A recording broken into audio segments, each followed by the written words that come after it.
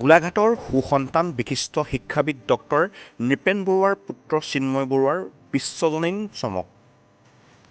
সমগ্ৰ বিশ্বতে বহু চৰ্চিত ছেমিকণ্ডাক্টৰৰ অত্যাধুনিক ক্ষেত্ৰখনত তেওঁ গৱেষণা সাধনৰ জৰিয়তে বিৰল উদ্ভাৱনৰ দ্বাৰা বিশ্ববাসীৰ সন্মুখত এক নতুন দিগন্ত সূচনা কৰিবলৈ সক্ষম হৈছে।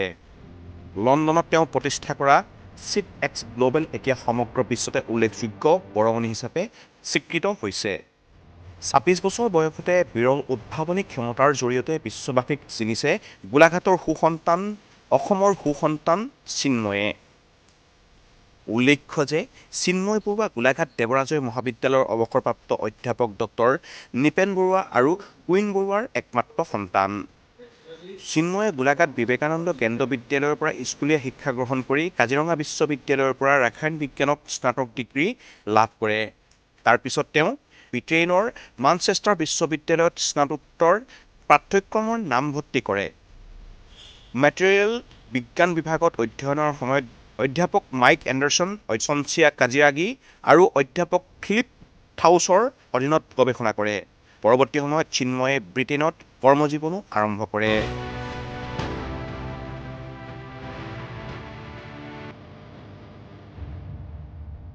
গোলাঘাটৰ পৰা মেঘালী শইকীয়াৰ সহযোগত খবৰ গোলাঘাট। আপুনি আপোনাৰ পৰিচয়টো জনাবচোন। মই ডক্টৰ নৃপেন বৰুৱা। মই দেৱৰাজয় মহাবিদ্যালয়ৰ ৰসায়ন বিভাগৰ প্ৰাক্তন মুৰব্বী অধ্যাপক হিচাপে কাৰ্যনিৰ্বাহী 2020 31 ডিচেম্বৰ মই ৰিটায়াৰ হৈছোঁ। আপোনাৰ পৰিয়ালত কোন কোন আছে? মোৰ পৰিয়ালত মোৰ পত্নী আছে আৰু মোৰ ল'ৰা এটা। হয়। তেওঁ বৰ্তমান বিদেশত কৰ্মৰত। হয়। ইতিমধ্যে আপোনালোকে গম পাইছে তেওঁৰ সাফল্যৰ কথাখিনি। আপোনাৰ সন্তানে গোলাঘাটৰ দৰে এক অঞ্চলৰ পৰা গৈ গোলাঘাট অসমৰ লগতে দেশজুৰি চৰ্চা লাভ কৰাত প্ৰথমে চিন্ময় বৰুৱাৰ লগতে আপোনাকো আমি অভিনন্দন জ্ঞাপন কৰিছোঁ। ধন্যবাদ। হয়, আপোনাৰ সন্তানে বিশ্বতে খলকনি লগাইছে, আপোনাৰ প্ৰথম প্ৰতিক্ৰিয়া কেনেকুৱা? অসমীয়া ল'ৰা হিচাপে মই ভাবোঁ এইটোতো মই মোৰ পুত্ৰই নহয়, মোৰ অসমীয়া ল'ৰা হিচাপে মই গৰ্ব কৰোঁ। অকল চিন্ময়ে নহয়, যিমানখিনি অসমীয়া ল'ৰাই ইমান সীমিত সুবিধাৰ মাজত থাকি অসমত যিবিলাক কাম কৰিব পৰা নাছিল, বাহিৰত ওলাই গৈ তেওঁলোকে যিখিনি কৰ্ম কৰিছে, প্ৰত্যেকজন পিতৃ মাতৃ ইয়াৰ কাৰণে ধন্যবাদৰ পাত্ৰ। আৰু প্ৰত্যেকজন যিসকল ব্যক্তি ইয়াত জড়িত হৈ আছে, যিকোনো ফিল্ডতে আমি সকলো অসমবাসীয়ে তেওঁলোকক লৈ গৌৰৱ কৰা উচিত। ছেমিকণ্ডাক্টৰ ক্ষেত্ৰত চিন্ময় বৰুৱাই আগ্ৰহ প্ৰকাশ কৰাৰ ক্ষেত্ৰত তেওঁৰ নিজা প্ৰচেষ্টা নে আপোনাৰো পৰামৰ্শ আছিল? নাই, চিন্ময় প্ৰথম পঢ়িছিলে ব্লু ভেলী স্কুলত প্ৰাইমেৰী শিক্ষা, তাৰপিছত বিবেকানন্দ কেন্দ্ৰ বিদ্যালয়, তাৰপৰা সুখ্যাতিৰে পাছ কৰি তাৰপিছত গুৱাহাটী গুৰুকুল গ্ৰামাৰ স্কুলৰ পৰা হায়াৰ ছেকেণ্ডেৰী পাছ কৰি কাজিৰঙা ইউনিভাৰ্চিটিৰ পৰা ৰসায়ন শাস্ত্ৰত তেওঁ প্ৰথম শ্ৰেণীৰ প্ৰথম স্থান অধিকাৰ কৰিছিল। তাৰপিছত তেওঁ মানচেষ্টাৰ ইউনিভাৰ্চিটিৰ অধ্যয়নৰ কাৰণে গৈছিল। সেইটো তেওঁলোকে MS কোৰ্চ বুলি কয়। MS কোৰ্চ কেমেষ্ট্ৰি এডমিশ্যন লৈ স্পেচিয়েল পেপাৰ হিচাপে মেটেৰিয়েল ছায়েন্স লৈছিল। এই মেটেৰিয়েল ছায়েন্স পঢ়ি থাকোঁতে সাধাৰণতে কি হয়, মেটেৰিয়েল ছায়েন্সৰ লগত তেওঁলোকৰ মেকানিকেল ইঞ্জিনিয়াৰিঙৰ কোৰ্চটো প্ৰায় অলমষ্ট একে হয়। তাত তেওঁলোকে একেধৰণৰ কাম কাজ আৰম্ভ কৰিছিল। আটাইতকৈ ডাঙৰ কথা হ'ল কি, তেওঁলোকৰ প্ৰত্যেকজন ষ্টুডেণ্টৰ লগত একোজন মেণ্টৰ, একোজন চাইক'লজিষ্ট তেওঁলোকে লগ লগাই দিছিল। আৰু তেওঁলোকেই চাই চিতি পেলাই প্ৰত্যেকজন ষ্টুডেণ্টকে নিজৰ নিজৰ কোন ফিল্ডৰ প্ৰতি তেওঁৰ ধাউতি বেছি চিলেক্ট কৰি তেনেদৰে লৈ গৈছিল। আৰু চিন্ময়কো তেনেকৈ লৈ গৈছিল। এই ক্ষেত্ৰত মাইক এণ্ডাৰছন, তাৰপিছতে আমাৰ প্ৰফেচৰ আৰ্থাৰ ফিলিপ, তাৰপিছতে চিনজিয়া বুলি এগৰাকী লেডি, তেওঁলোকৰ অৱদান অত্যন্ত গুৰুত্বপূৰ্ণ। আৰু তেওঁলোকেই তাক এনকাৰেজ কৰি আছিল। যদিও PhD বা অন্য লাইনত গৈ পেলাই কাম কৰিবলৈ আগ্ৰহ প্ৰকাশ কৰিছিল, তথাপিও তেওঁলোকে কৈছে যে তই এইটো লাইনতে যা, তোৰ সাফল্য লাভ কৰিব। গতিকে তেওঁলোকে টেলেণ্ট চিনি পায় তাৰমানে। আৰু মোৰ এটা কথা মই লক্ষ্য কৰিছিলোঁ, মোৰ ল'ৰাটোৱে মোক কৈ থাকে, ইয়াত 100% নম্বৰ পালেও তই বোলে ভাল চাকৰি নাপাৱ। বোলে কেলৈ? ইয়াত দক্ষতা বিকাশত জোৰ দিয়ে। Those who are fit, those who are skilled, they will get the job. আৰু যিটো ইউৰোপীয়ান কাণ্ট্ৰি চিলেবাছবিলাকত এইটো আজি 20 বছৰ আগতেই ইণ্ট্ৰডিউচ কৰিছে। দক্ষতাৰ ওপৰত ভিত্তি কৰিয়ে তেওঁলোকৰ চাকৰি এইবিলাকত তেওঁলোকে আগবাঢ়ি গৈছিল, নম্বৰৰ ওপৰত নহয়। এতিয়া আমাৰ ক্ষেত্ৰত নিউ এডুকেশ্যন পলিচিত এই ছিষ্টেমটো আনিছে। দক্ষতা ভিত্তিত আপোনালোকে দেখিছে যে আমাৰ মুখ্যমন্ত্ৰী হিমন্ত বিশ্ব শৰ্মাই হওক, নৰেন্দ্ৰ মোদী ডাঙৰীয়া হওক, তেওঁলোকে দক্ষতা বিকাশত যথেষ্ট তেওঁলোকে পইচা পাতি খৰচ কৰিছে আৰু ছাত্ৰ ছাত্ৰীসকলক উপকৃত কৰিব পৰাকৈ তেওঁলোকে বিভিন্ন আঁচনি লৈছে। তাৰ অন্যতম এটা চিন্তা হৈছে জাগিৰোডৰ ছেমি কণ্ডাক্টৰ প্ৰকল্প। মানে ছেমি কণ্ডাক্টৰ মানে অৰ্ধপৰিবাহীৰ পৰা কোন লাভ নহ'ব, কোন লাভ নহ'ব মই সেইটোৱে সুধিছোঁ।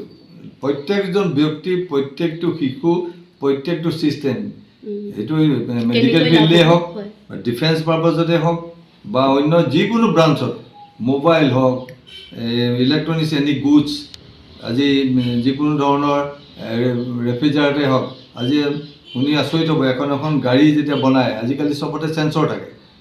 চেঞ্চৰবিলাকৰ যে মাইক্ৰ'চিপছৰ একোটা অংশ, তেওঁলোকেতো এখন গাড়ীত মিনিমাম 3000 চেঞ্চৰ থাকে, মিনিমাম 3000 মাইক্ৰ'চিপছৰ চেঞ্চৰ থাকে। যাৰ কাৰণে নেকি আপোনালোকে দেখিছে যে গোটেই ছিষ্টেমটোৱে এতিয়া গোটেই দেশ বিদেশৰ গোটেইটোৱে সলনি হৈ গৈছে। তাতে আকৌ আৰ্টিফিচিয়েল ইণ্টেলিজেঞ্চ আহিছে।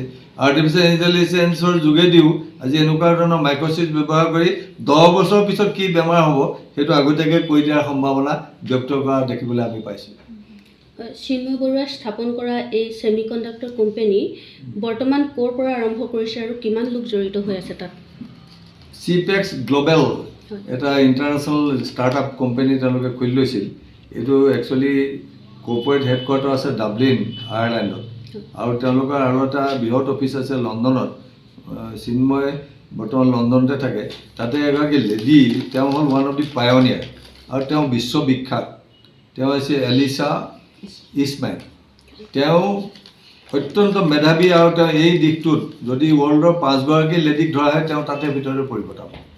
আৰু তেওঁৰ অনুপ্ৰেৰণাতে চিন্ময়ে এই কাম কাজখিনি আগুৱাই লৈ যোৱাত সক্ষম হৈছে। এই ক্ষেত্ৰত এলিছাৰ অৱদান কোনো অস্বীকাৰ কৰিব নোৱাৰে।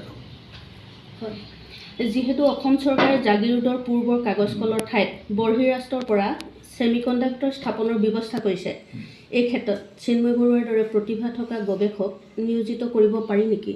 গৱেষকক তেওঁলোকে একচুৱেলি ইণ্ডাষ্ট্ৰি কৰিছেতো, গৱেষণা লাইনটো R&D ৰিচাৰ্চ এণ্ড ডেভেলপমেণ্টৰ লাইনটো কি পৰ্যায়ত আছে মই বিশেষ নাজানিম, কাৰণ মই নিজে এজন শিক্ষক হিচাপে অনুভৱ। মাজতে মই প্ৰতিদিন সংবাদ, তাৰপিছতে আমাৰ খবৰ আৰু জনমত মই 3টা আৰ্টিকল লিখিছিলোঁ মাইক্ৰ'চিপ যেতিয়া ইণ্ডাষ্ট্ৰিটো হৈছে তেতিয়াই। মানে এই ক্ষেত্ৰত কি হৈছে, আমাৰ অসমত ইলেক্ট্ৰনিক এণ্ড টেলিকমিউনিকেশ্যন বিভাগটো ইঞ্জিনিয়াৰিঙতে হওক, ITIতে হওক বা কলেজ লেভেলতে, ইউনিভাৰ্চিটিও 2-3খন কলেজত খুলিছে, কিন্তু এই চিলেবাছখন কেনেকুৱা মই বিশেষ নাজানো। আৰু মোৰ ধাৰণা চিলেবাছখন যদি উন্নীত নকৰে, জাগিৰোড প্ৰকল্পত টাটাৰ লগত কম্পিট কৰি টাটাৰ মতে যদি ষ্টুডেণ্ট নাপায়, টাটাৰ নিজে প্ৰতিভাধৰ যদি ব্যক্তি আমি সৃষ্টি কৰিব নোৱাৰোঁ, ইয়াত কিন্তু তেনেদৰে চাকৰি পোৱাটো অসম্ভৱ হ'ব।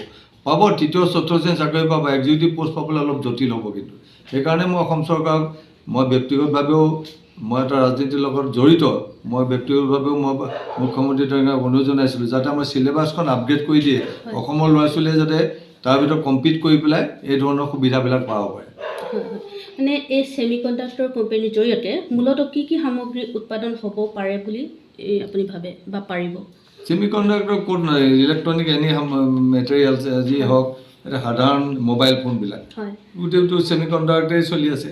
তাৰপিছতে আমাৰ যিবিলাক টিভি ছেমি কণ্ডাক্টৰে চলি আছে, গাড়ী ছেমি কণ্ডাক্টৰ অৰ্ধপৰিবাহী ব্যৱহাৰ হৈ আছে। ক'ত নাই মই সেইকাৰণে কৈছোঁ, ক'ত ছেমি কণ্ডাক্টৰ নাই, য'ত কাউৰী নাই তাত ছেমি কণ্ডাক্টৰ আছে। তাৰমানে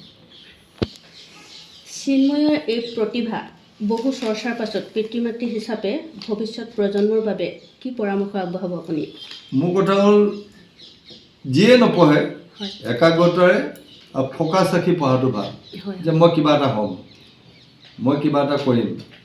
উদ্ভাৱনী শক্তিৰ যিটো প্ৰেৰণা এইটো পাব লাগিব। আৰু এই ক্ষেত্ৰত বিশেষকৈ আমাৰ আজিকালি কুইজ বা আমাৰ যিবিলাক চিত্ৰাংকন প্ৰতিযোগিতাই হওক বা আমাৰ যিবিলাক কাৰ্টুন পিকচাৰেই হওক, আমাৰ যিবিলাক আগতে কাৰ্টুনবিলাকত কি হয়, এনেকুৱা ধৰণৰ ধ্যান ধাৰণাৰে কিছুমান কাৰ্টুন আঁকিবলৈ ল'ৰা ছোৱালীক আমাৰ দিনত দিছিল। তাৰ প্ৰতিভাটো কিন্তু লগে লগে নাপায়, 2-3 4-5 বছৰ পিছত বিকশিত কৰা হৈছে। মোৰ একচুৱেলি ফ'কাছটো কি, ষ্টুডেণ্টৰ ফ'কাছটো কি, সেই ফ'কাছটো কিন্তু জনাটো আমাৰ দৰকাৰ। আৰু তেওঁক তাৰ পৰাই সেইটোৱে সেই ফ'কাছত লৈ যাবলৈ হ'লে আমি সকলোৱে মানে not only teachers, guardian also' reciprocally কাম কৰিব লাগিব। আদাৰৱাইজ কিন্তু আজিৰ ল'ৰা ছোৱালীয়ে চিধাই ভাবে যে মাক বাপেকৰ এটা ধাৰণা হৈছে যে ডক্টৰ ইঞ্জিনিয়াৰ হোৱাটোৱে লক্ষ্য কৰি লৈছে। কিন্তু ডক্টৰ ইঞ্জিনিয়াৰ হোৱাটো মোৰ আপত্তি নাই, কিন্তু বাকী ফিল্ডবিলাকত অসমীয়া ল'ৰা ছোৱালী ক'ত যাব? আজি অসমীয়া ল'ৰা এটাই যদি এটা ইণ্ডাষ্ট্ৰি খুলি 20টা অসমীয়া ল'ৰাক সংস্থাপন দিব পাৰিছে, তাতকৈ মই মোৰ জীৱনত শান্তি একো নাথাকে। আৰু মই মোৰ ল'ৰাক কৈ আছোঁ, তই 2-3 বছৰ থাক, তই অসমলৈ ঘূৰি আহ, অসমৰ স্বাৰ্থত কাম কৰ। যিহেতু মই এটা জাতীয়বাদী দলৰ মানুহ, সেইকাৰণে মই জাতীয়তাবাদৰ ধাৰণাই কথাবিলাক চিন্তা কৰোঁ। মই অসমত মাটিত থাকি অসমীয়া ল'ৰা ছোৱালী উপকৃত হোৱা কাম কাজ কৰাটো বিচাৰোঁ। আমাৰ সফলতা আপোনাৰ অনুভৱ কওকচোন। অনুভৱটো মানে কৈ শেষ কৰিব নোৱাৰি। হয়, মই খুবেই আনন্দিত, আৰু বিশেষকৈ মানে মই সি যাতে লাষ্ট 2 years মানে সি ঘৰতেই কৰিছিলে গোটেই কামখিনি, সেইকাৰণে মই প্ৰতিটো ক্ষেত্ৰত মই ইমানেই এলাৰ্ট আছিলোঁ, সি যাতে কোনো বস্তুৰ মানে অভাৱ, যিকোনো ক্ষেত্ৰত খোৱা বা এনেই ঘৰখনত থাকিলে বহুত পৰিস্থিতিৰ সন্মুখীন হ'বলগীয়া হয়, মই তেনেকুৱা একো যাতে সি প্ৰেছাৰ নাপায় তেনেকৈ মই তাক কেয়াৰ লৈছিলোঁ। এই কেয়াৰটো মানে এতিয়াৰ পৰা নহয়, মানে মেট্ৰিক দিয়াৰ পৰা হায়াৰ ছেকেণ্ডেৰী মই তাৰ লগত গুৱাহাটীত 2 বছৰ আছিলোঁ। গতিকে মোৰ কণ্ট্ৰিবিউশ্যনটো কি মানে তাৰ লগত চিন্ময় সি সদায় এইটো অনুভৱ কৰে, আৰু সি সেইটো স্বীকাৰো কৰে। এওঁতো এওঁ ভাগেই যায়, কিন্তু মই তাৰ লগত সদায় লাগি আছিলোঁ যাতে সি তাৰ নিজৰ মানে হেৰি কৰিব পাৰে কামখিনি। মানে গতিকে মোৰ ভালেই লাগিব। হয়।